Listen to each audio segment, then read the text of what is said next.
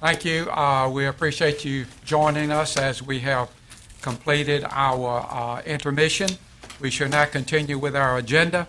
And the next item on our agenda is our public addresses to the board. We have one person that signed up. Brenda Harris, would you please come forward and state your address and your name, please? I'm Brenda Harris. My address is 2223 Ashley Wills Court. It's one of my rentals. Many times I've spoken before you. I'm asking a couple of extra minutes. I want to share with you what we pledged to. This is our flag. The stripes and the stars mean something. I want us to remember for a moment the meaning of liberty. Liberty of our forefathers, they were willing to give their lives. Liberty in the Bill of Rights said that all men are created equal. Liberty of the 14th Amendment was not only due process, but it was the right and opportunity for justice. Our Civil Rights Act of 1964 was just recently remembered to our Administrative Office of the Courts, which is the AOC. Our Mr. Perez, Thomas Perez, in the Civil Rights Division, in a letter dated March the 8th of 2012, it was about limited English-speaking people and their rights to justice, but it can be applied to anything within our county. Because one of the good things about the United States of America was that it was the United States. And then each state came to the presence of understanding that we needed government. We not only needed one government, but we needed a supreme umbrella. And then the states came in and said, let's be a part of it. And they pledged to that United States. Then the states became states. And everything within that state law said, I pledge to that United States of America. And then counties were born. And it wasn't just General Statute 153A, but it was the rights and the liberties that our families died for. Our kids, our children, give their lives for. It is the right that you get up in the morning and you have the freedom of religion. You have the freedom to work. You have the freedom to vote for women. What I'm saying to you is each amendment. The Americans with Disabilities Act was a brain disorder if you were Alzheimer's. That means Daniel Soter had rights. Also, people that pay taxes have rights. I think your present use values are unconstitutional. It was a state of North Carolina thing. And the shifting of the tax burden to the under $100,000 properties is a problem. I think your schedule of values is a problem. It's a state thing. But I have a letter because I went, and I just want to share with you.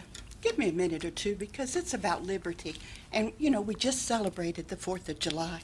This is a letter from our government section of the Department of Revenue.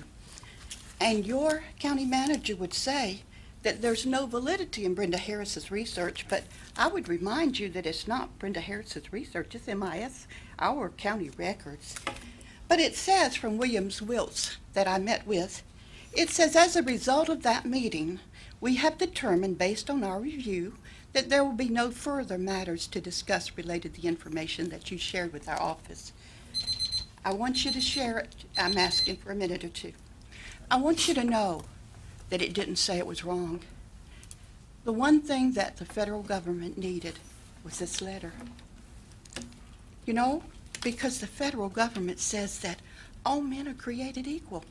It means that David Hammond's family pays taxes just like Rita Rim.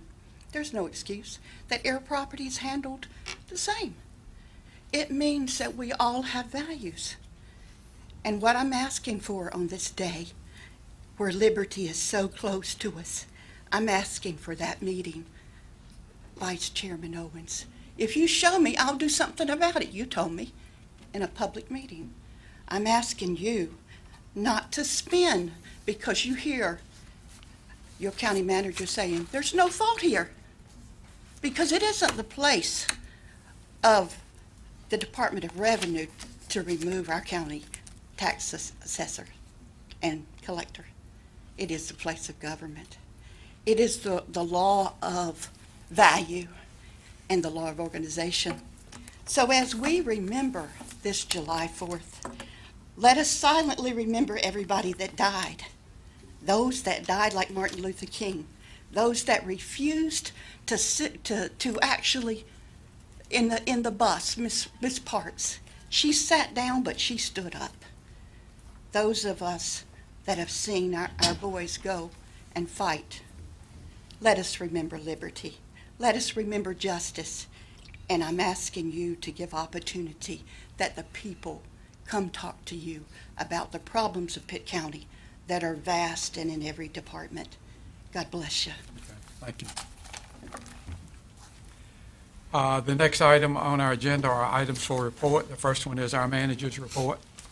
Yes, Mr. Chairman, board members, the following things to note. Next meeting dates for the month of August will be the first and third Monday, August the 5th and 19th at 9 a.m. and 6 p.m. respectively.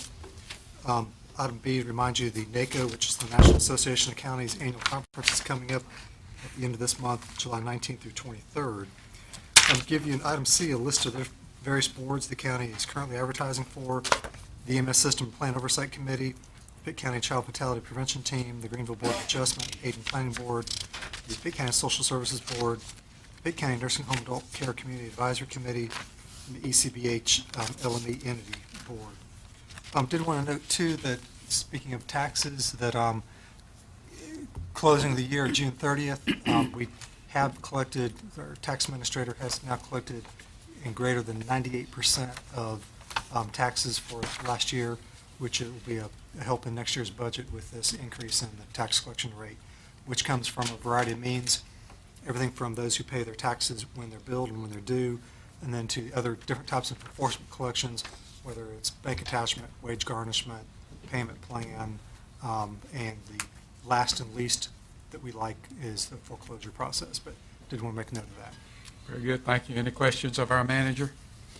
Let's move on to items for consent. To have a motion, we approve the items for consent. So moved, Mr. Chairman. Motion second, let's vote. Mr. Chairman, can I make a note? There's one thing that needs correction in the minutes on the special called meeting.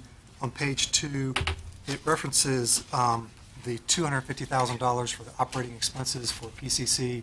It says 3/4 of a penny. It should say 1/4. 1/4 cent equals about $250,000. So we've corrected that. I wanted you to know that for Okay, very good. this. Let's vote. Very good, thank you. The next item, start our items for decision. The first one is a lease program for buyout properties, and Mr. Rhodes is going to present that. Good morning, Mr. Chair, members of the board. We have, again, a second proposal coming before you for 11 of our buyout properties. You may recall the county acquired close to 300 acres following Hurricane Floyd of flood-prone properties.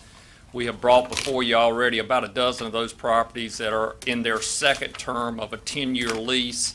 The 11 before you today are in a similar fashion, and we need to move forward. They've been advertised, and we'd like to release these to the other people that have had them in the past 10 years. All of those appear to be in compliance, and we would just ask that you adopt this resolution and authorize the manager to sign the leases. I so move, Mr. Chairman. Motion second. Any questions? Let's vote. Thank you, Mr. Rhodes. The next item is to select our voting delegate for our North Carolina Association of County Commissioners annual meeting. We have 3 commissioners that signed up to go: Commissioner Johnson, Commissioner McLaughlin, and Commissioner Webb. What's your pleasure? I nominate Tom Johnson. Okay, we have a nomination of Tom Johnson. Have a second. Second. Any further nominations? Let's vote. Okay, thank you. The next item is a change order for the C&D landfill contract, and Mr. Demery is going to present that. Good morning. Attached is a proposed change order number 3 to increase the rate, excuse me, for transportation and disposal of the construction and demolition waste received at the Pitt County Transfer Station. The new rate is proposed to increase by 50 cents for a rate of $28.54. The current rate is $28.05, which includes the $2 tax that we pay the state, that we do get money back for some of it for grants. The net cost, the county receives a franchise agreement of $2 for every ton that goes into that landfill. So our net cost actually is $26.54. This was anticipated in the budget, it is in the budget, and we can cover that. Very good. Any questions of Mr. Demery? If not, do I have a motion? I move we accept this contract. Second. Second. Okay, let's vote.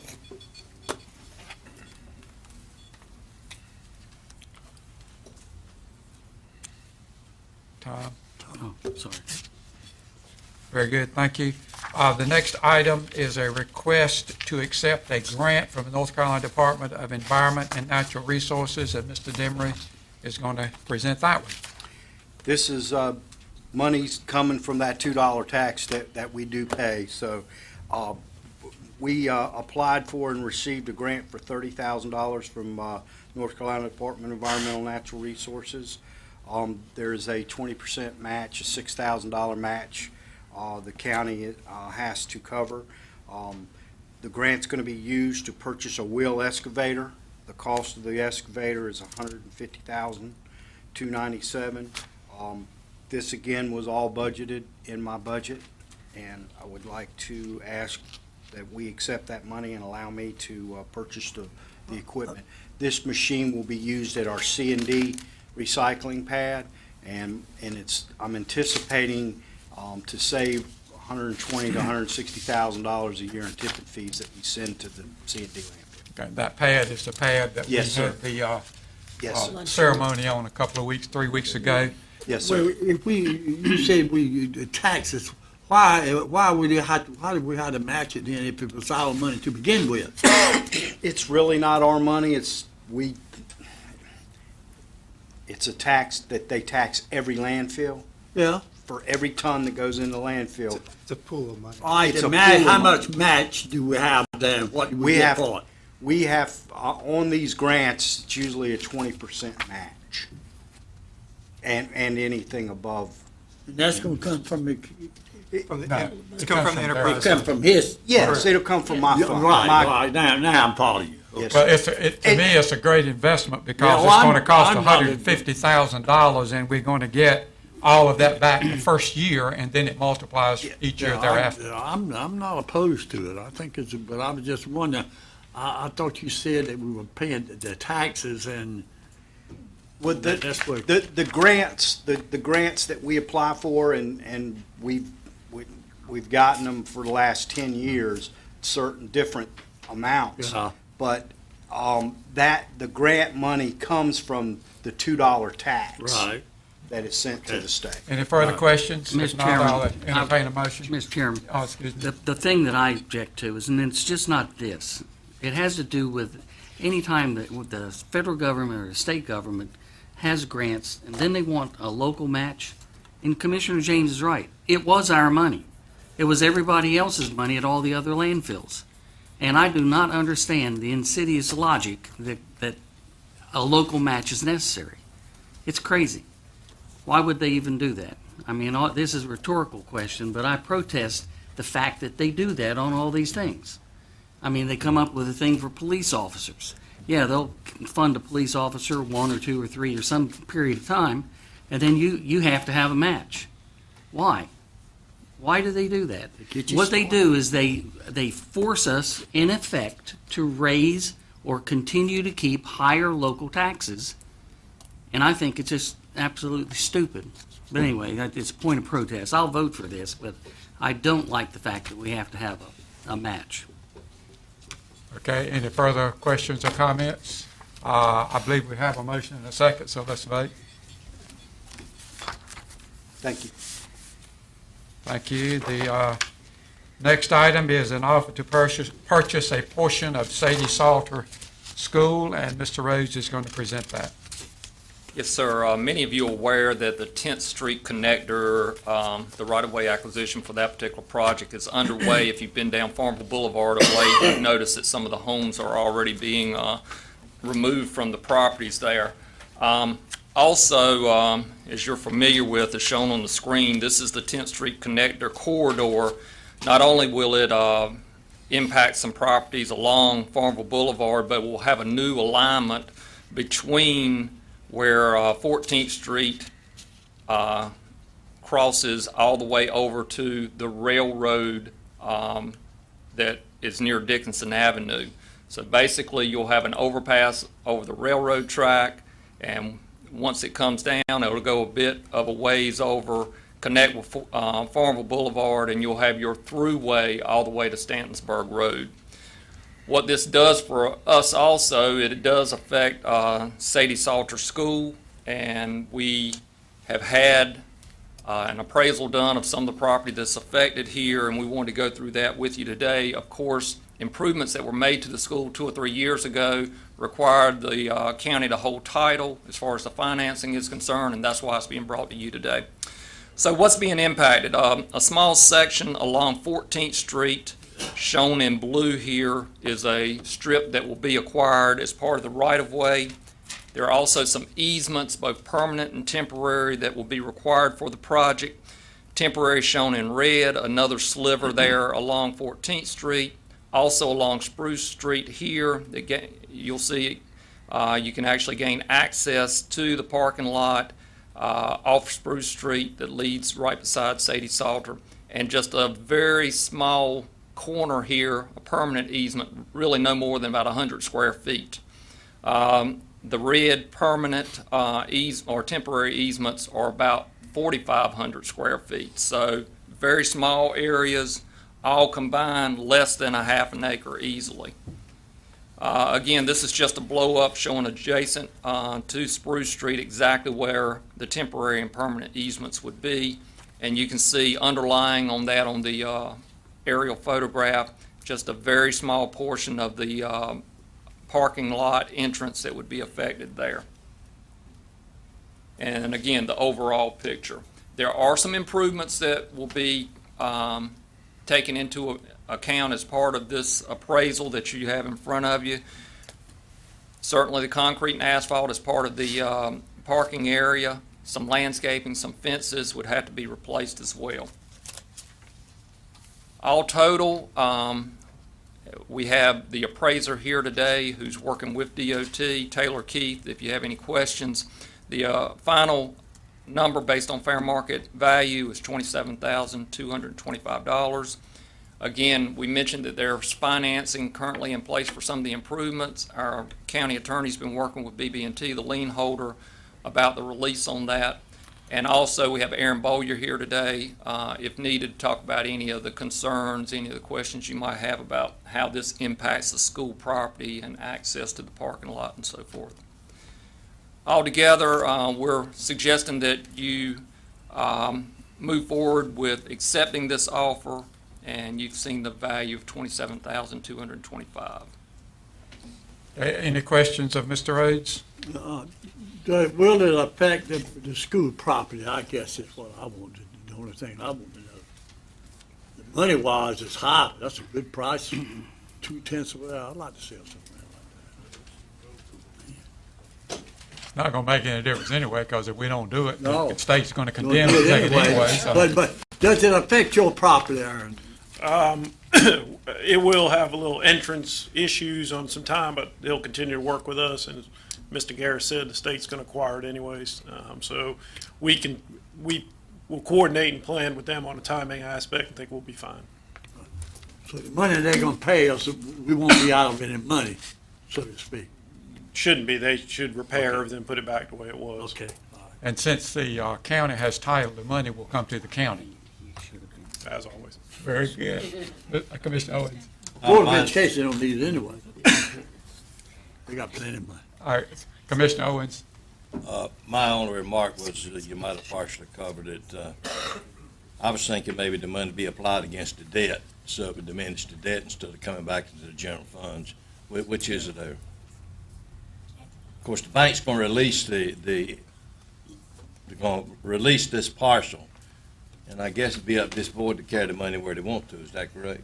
Not necessarily. The financing agreement with BB&T speaks to condemnation, and if they instituted a condemnation proceeding, the money would have to be turned over to BB&T. Since we're doing this really prior to the initiation of the condemnation proceeding, I'd be asking the board today to, if you desire to approve this, to do so contingent upon my response from BB&T before you sign that resolution, because we also require their written consent. If it's not an involuntary condemnation proceeding, And I've made the argument to them that the county keeps the money, and I'm waiting for their written agreement to that. There are provisions in here that if the proceeds are over 50,000, it goes to BB&T, and less than 50,000 to the county. And so that's still an outstanding issue as to where the proceeds But you will get go. credit for it if it did go to BB&T. Absolutely. Well, my remark was just this money should be applied against it. And if it goes to That's BB&T, good, too. it will be applied against the loan. Yes. That's good. Good. Thank you. That's good. Okay, any further questions? If not, I'll entertain a motion. So move. Okay, motion second, let's vote. Thank you. Mr. Rose, I believe you're up again with the assessment policy for existing subdivision street improvements. This is an item we've discussed for several months now, and Planning and Legal has developed a draft policy, and James is going to present that to us. And, Mr. Chairman, I do want to stress again, this is for existing subdivision streets. You may recall the board has established a committee to talk about some changes maybe to our subdivision ordinance for future streets. So again, these are existing streets. We've reported back to you in the past that there are a number of streets out there that have fallen into disrepair for one reason or another. The responsible party for maintenance is no longer available. And in turn, legal and planning have worked together based on existing statutes to come up with a policy for you to consider helping to finance these improvements for the existing subdivision streets. And that is in your package today. Quickly, I'll run through the general statutes that apply here. And again, this is improvement to subdivision and residential streets. This is 153A 205. And it provides a method by which the county can finance improvements to publicly, not private, publicly dedicated streets, and ultimately would be taken over by DOT for long-term maintenance. The way this is kicked off is through a petition process. Our office, along with legal, has worked on a petition to push out if this particular policy is adopted. Again, this should be only made available if the responsible party, typically the developer or subdivider, is no longer available. Maybe an issue of death, maybe an issue of bankruptcy, issues that have removed the particular developer from the scene. And again, this would also allow the county to assess the residents along these roads that are benefiting from any of the improvements. There is also another section in the general statutes that deals with special assessments, and this is where we actually come up with the process by which we would carry out the policy, and it's in Article 9 of Chapter 153A. So again, the policy, in short, starting up front, there is a petition process. It is contingent upon the availability of funds, and the manager may want to speak to that more about funds being made available. This is also only available if 75% of the landowners agree. So it does take some upfront work from the people that reside in that neighborhood. And there's also, with the developments that we have in the county, a lot of different factors that need to be considered through the process in making these assessments. So in your package today, you have right at a dozen steps that it would take to go through to establish this within a development. I'll go through those fairly quickly. First up, the petition. A lot of legwork within the development before it even gets to you to make sure that we've got those 75% that are signed on. Those would have to be verified by our office and legal to ensure that they are the rightful property owners. The commissioners would then adopt a preliminary assessment resolution that has a number of items that are required. There would be a public hearing and also notify the public by resolution. These are in town, aren't they, James? Excuse me? Are these streets in town? Anywhere. All these streets are outside the municipalities, All right. within the county's jurisdiction. Step 4 is a big one. This is where the commissioners would have to make a number of decisions about how to assess the property. The board at this step would determine the basis for assessment. There are 4 different options. I'll run through those. And the general repayment terms, typically up to not to exceed 10 years. So there are 4 different calculations, and this is an easy one on your screen today. This is where everything is uniform, same size lots, same valuation, same road frontage, 10 lots, financing 100% of the cost. Each one of those lots, each one of those landowners will pay 10%. That's an easy one. That doesn't exist out in the county, I can tell you. So we'll look at the other one that's probably more of a real-world example. Here's a subdivision, cul-de-sac bulb. You've got a lot of different configurations of lots. So we'll apply the 4 different options. The first one, very similar to the other one that we talked about, you do it on a per lot basis, which in staff's opinion is probably the best alternative here because each one of these households, each one of these landowners, more than likely are going to use the roadway about the same amount. So this distributes the cost equally among those 10 landowners. Each one would pay 10%. Let's move to road frontage. The state statute allows that road frontage could be considered, and again, remember this state statute applies not only to road improvements, but to water and sewer improvements, a lot of other things. Road frontage may make a difference in those situations, not necessarily here. So again, you can see the differences in the road frontage and how that equates to the percentages of the cost per lot owner there. So you've got a range here because if you look at the end on the cul-de-sac bulb, very limited road frontage, probably about 40 foot. Those 2 property owners would only pay about 2% of the overall cost, whereas the larger lot with a lot of road frontage, about 1/3 of the overall cost. You can also look at area or total acreage, and again, you can see the disparities there between the lots. And here's your range of total cost per lot, anywhere from about 4% up to 18%. And the final option is based on land value. And again, this is not the total assessed value of all the improvements on the lot. It is simply the land value only based on the tax records. You can see the range here. And in turn, you can also see the variance between those, between 8 and 17%. So again, that is simply step 4. As we would move through this process, you would need to make that determination as to how the property owners would be assessed on which option, and also the repayment terms, whether it's between 1 to 10 years. And again, just a summary of all those. On to step 5 would be the construction phase. And the Department of Transportation, remember, the goal here is to have these roads built to a standard that DOT would take them over for final maintenance. And in turn, DOT would be involved with the actual construction or improvements to the project area. After that, we get a final cost that comes back before the board for a preliminary assessment roll, and it shows all the individuals that are within the development that would be impacted by these improvements. That assessment roll is published, and then a public hearing, a second public hearing is scheduled. Number 8 talks about the publishing of the public hearing and all the notices to the property owners. Public hearings held, and at that hearing you could modify some of the information in the roll as necessary. Could be a property that transferred ownership in between the time you started and when you're at the second public hearing.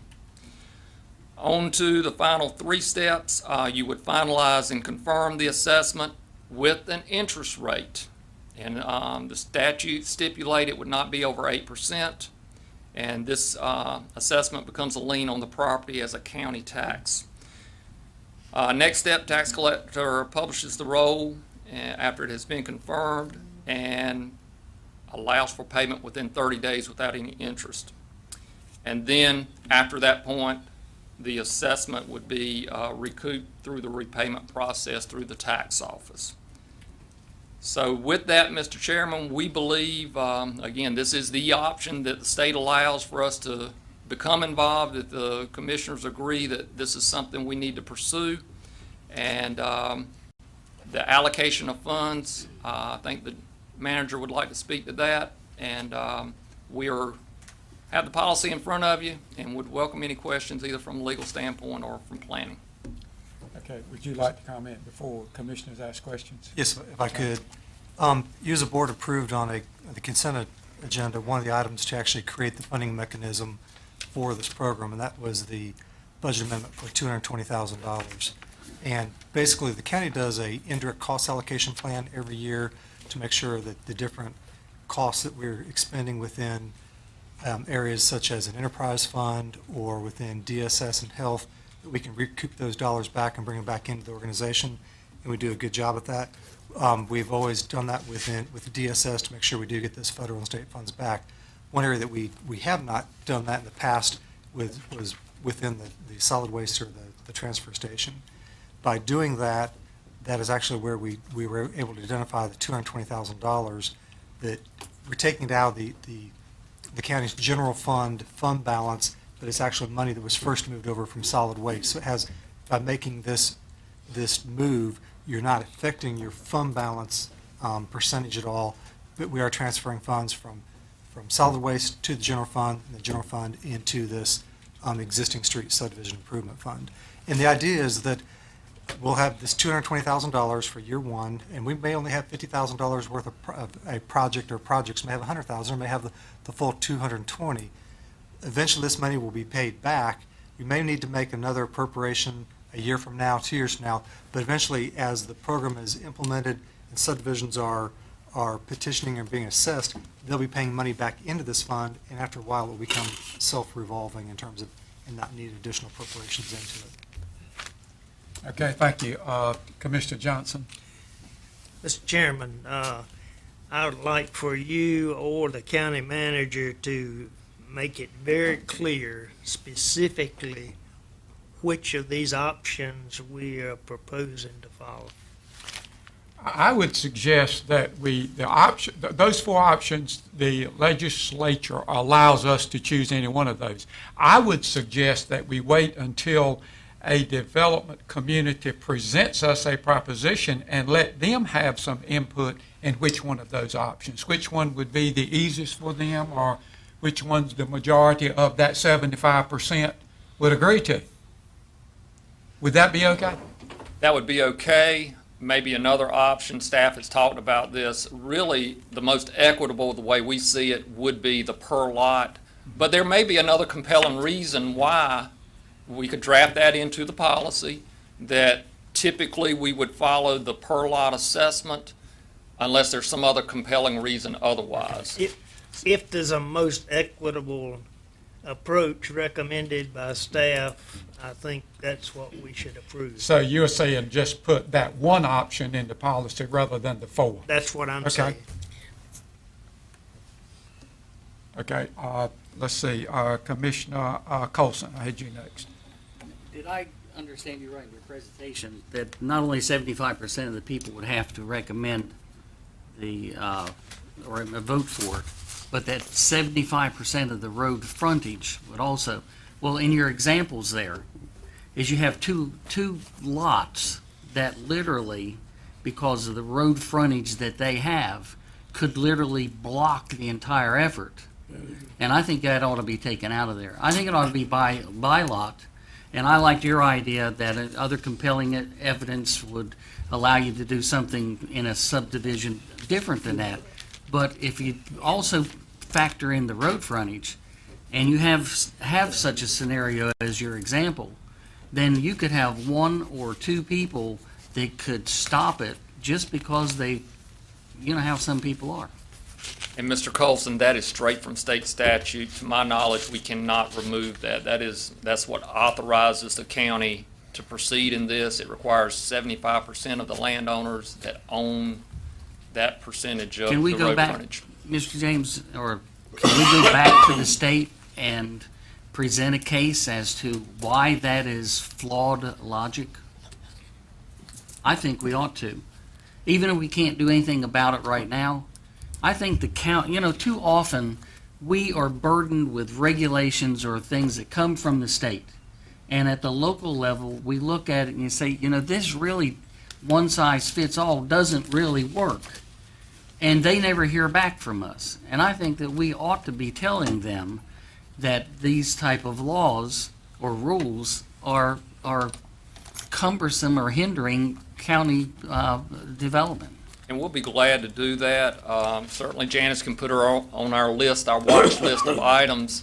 I will tell you, Mr. Colson, to our knowledge, this is the first time that a county has considered doing this type of assessment for roads. Well, isn't that great that Pitt County might be taking leadership within the state? Absolutely. So the Institute of Government was not aware that any other county's done this type of assessment. Certainly for sewer and water improvements, but not for road improvements. Thank you. I want to suggest something that's going to be completely. Okay, Commissioner James. All right, I want to see the picture that you've got up there on the roads. That's wrong. I mean, this is, the first thing I'm going to ask you is how much it's going to cost me. You aren't going to have any grounds to stand on, some of them 6%, some 14%. It don't matter what road frontage, you got automobiles that travel that road and trucks that travel that road. So your off-base staff, every one of those lots ought to be, forget it. They got the same automobiles and so forth, let them all pay the same. That'll solve your problem, because otherwise you're going to have chaos the whole time. Remember that, James? We agree with that. All right, so why you got a map yonder? That guy yonder, as a matter of fact, if I live next to the road, I want mine to be less. That guy, you got one guy yonder, that's not the one I want to see. He's got another one. There you coming, right there. That guy at 2%, he's got to travel the whole thing. He's getting out cheap. Exactly. That's wrong. You might as well go ahead and change it now. Say all of them are going to be the same percentage. They got 34% of the road, John. I'm right here by it. You're going to charge me 34% of it? You're crazy. So you might as well go ahead and get it right. They aren't going to buy it. I'm telling you. Whether you agree with me or not, I'm right. That is what he was recommended. But that's what we got to I go agree with. with you, Mr. Yeah, James. okay. All right. So forget this other stuff. Okay, we can write that into policy. All right. That's all I want to know. Commissioner Ward? Not that. I don't know, I mean, do we need a motion for that? Because I don't think that it should be considered to do anything else. But I like the idea of you adding the comment that you made that, extenuating circumstances or whatever. But I think option one is the way to go. And I know, I hope it's in here. Back when we were talking about this before, we were talking about that the homeowners, if they sold their home and there was a 10%, as you have presented in option one, assessment, that would carry over to whoever purchased the home. It is a lien on the property, so Okay, it good. carries with the I property. just wanted to make sure Right. that was in there, and I certainly support option one with the added information that if there's, whoever hears these and sees this could maybe Yeah, make a motion. difference. Let's continue. I have several other commissioners that wanted to make a comment. Wait just a minute. I'll get back to you. Let's see, the next I have on the list is Commissioner Owens. You know, we have talked about this for several discussions. I think personally, this is a responsibility of the developer and the state to maintain these roads and to build them. But we've got some subdivisions that are deteriorated to the extent that maybe some recourse needs to be done. But when you go to assessing property owners for the public use on the roads, I've got a problem with that personally. I don't know that we need to get into the aspect of another thing. The state has for years wanted the county to take over roads and a lot of other expenses. This might be a catalyst to the state to get them to come and say, well, you've agreed to do this by loans. You need to do this by cert.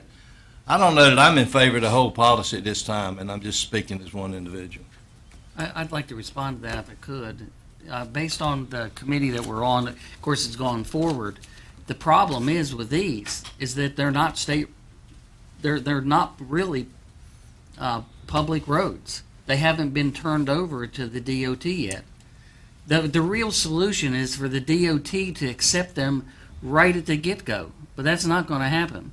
And the dirty little secret is as much as we like to say we hate taxes, the DOT does not have enough money to do all the things that it's been chartered to do. And so I believe that the DOT puts things like this. They put a series of impediments in the way that prevents them having to take over these roads.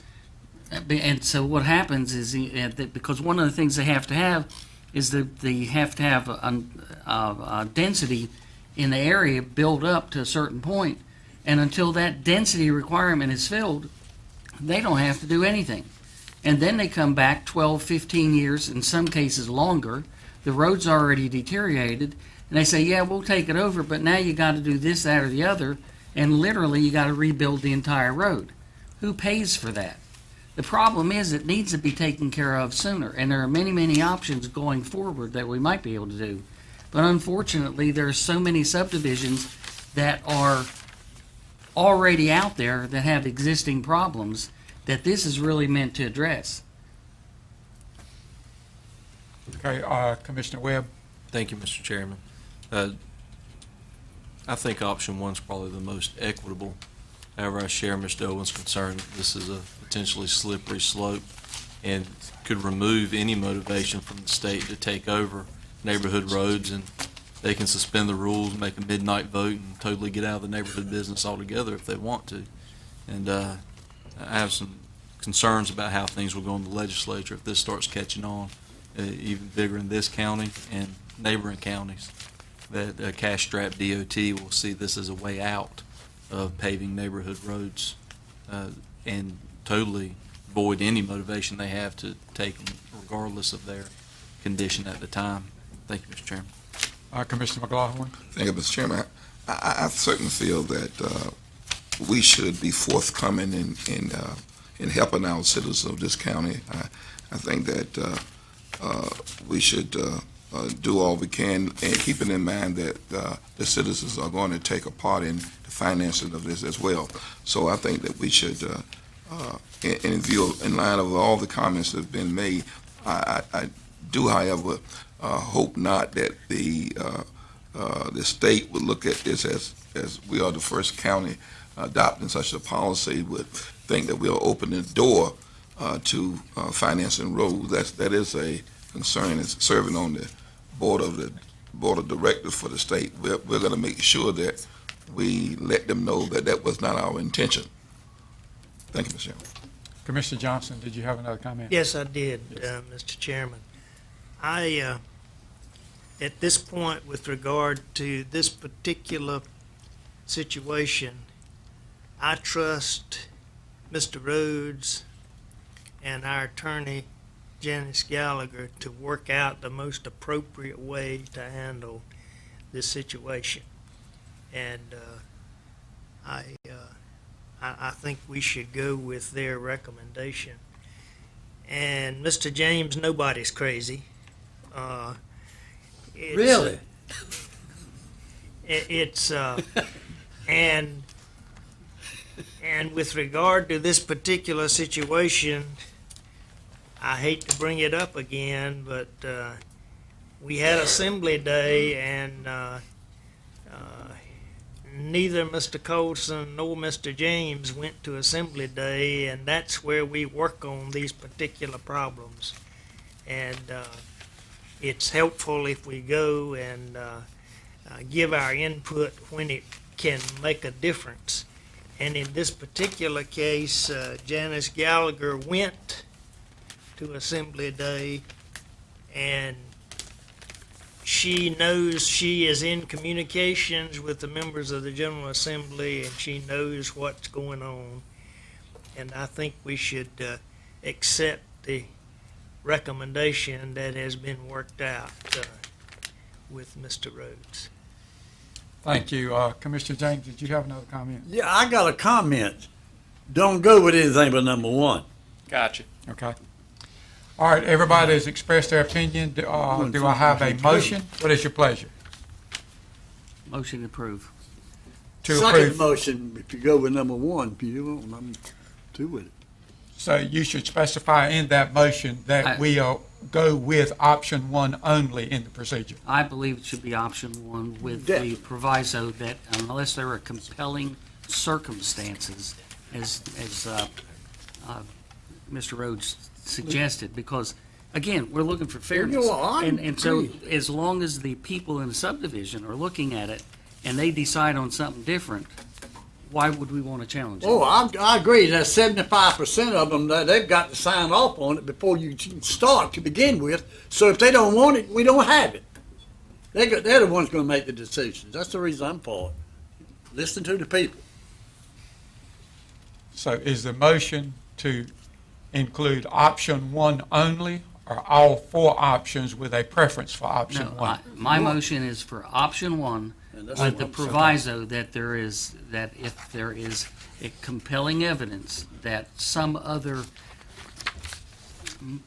arithmetic or method makes better sense and the people are willing to do that, then they do that. Okay, James that had motion some clear? good wording for Okay, that. fine. James He knows what better we than want. mine. So you, knows. we've heard the motion and the second. Any further discussion? Let's vote. Let's vote.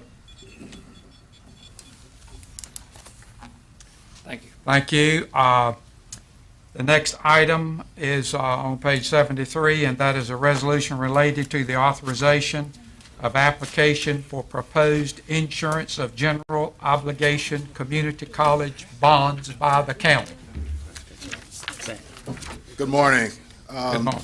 This next item is a follow-up to your called meeting on June 25th. It is the next step in the process that would be required, which includes the adoption of a resolution issuing or granting approval for the county to make application to the local government commission for inclusion on the November ballot for for general obligation community college bonds. Okay. I will note that in addition to the resolution, there's also included in your packet a sample ballot question. I know that one of the requests that you made at your call meeting was that the specifics of any necessary tax increase was to be included on the ballot. After discussion with bond counsel, we've been informed that the ballot question is actually driven by statute, and we are not able to include any potential tax increase language in our ballot question. We have included in the resolution two figures. If you'll look on page 77, item F, it reads the increase in taxes necessary to service the proposed debt, which is anticipated to be approximately 1.6 cents per $100 of assessed valuation. And following item F, section 2, authorizes the county manager and myself to file the application with the North Carolina Local Government Commission for approval of not exceeding $19.9 million community college bonds of the county. Okay. Commissioner Johnson? I would move approval. I think we have to have a motion, do we not? Yes. I would Have a move motion. approval. Have a second. And I wish to comment that the president of Pitt Community College has informed this board that he and the trustees and the staff are willing to work to get this approved by the people. And it would be a vote by the people. And they are willing to work to get it approved. And therefore, I think we should support our president of our community college. Okay, thank you. Commissioner McLaughlin? Thank you, Mr. Chairman. I concur with Commissioner Johnson. Pitt Community College is the most crowded of the community college in the state, Mr. Chairman. And also, a good note is that Pitt Community College has now been recently recognized as the among the top 100 community colleges in the nation.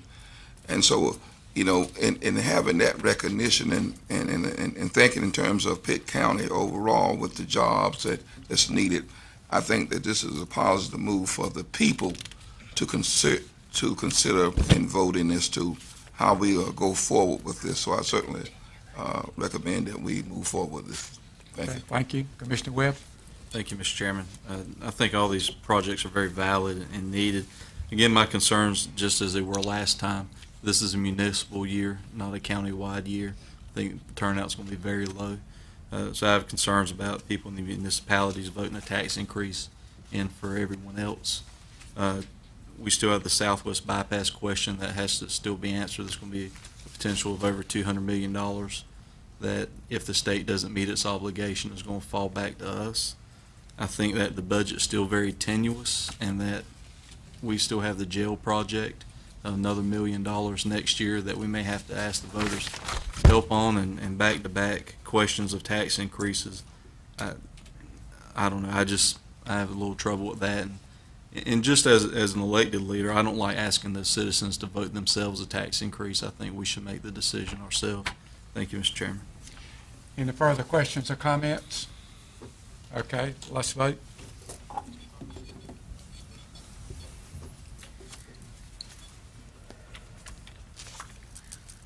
Okay, thank you. The next item on our agenda is the appointments to the East Carolina Behavioral Health. There are two appointments on there. The manager referred to those earlier in our meeting. One of them has to have specific expertise, financial expertise, and the other one can be a county commissioner. What's your pleasure? Mr. Chairman, Yes. I move we appoint Dwayne Holder and Tom Johnson, those respective positions. I have a motion, second. Second. Any further comments or questions? Let's vote. Very good, thank you. Okay, next thing is our commissioner comments. We'll begin with you, Commissioner Hammond. I don't have any. Okay, Commissioner James? No comment. Commissioner Colson? None. Commissioner Webb? None, thank you. Commissioner Owens? Good job, Mr. Chairman. Thank you, sir. Commissioner Johnson? No additional comments, Mr. Chairman. Commissioner McGlaughlin? Comments. Commissioner Webb? No comments, Mr. Chairman. Very good, no comments. Do I have a motion that we adjourn? We adjourn. Motion, second, let's vote.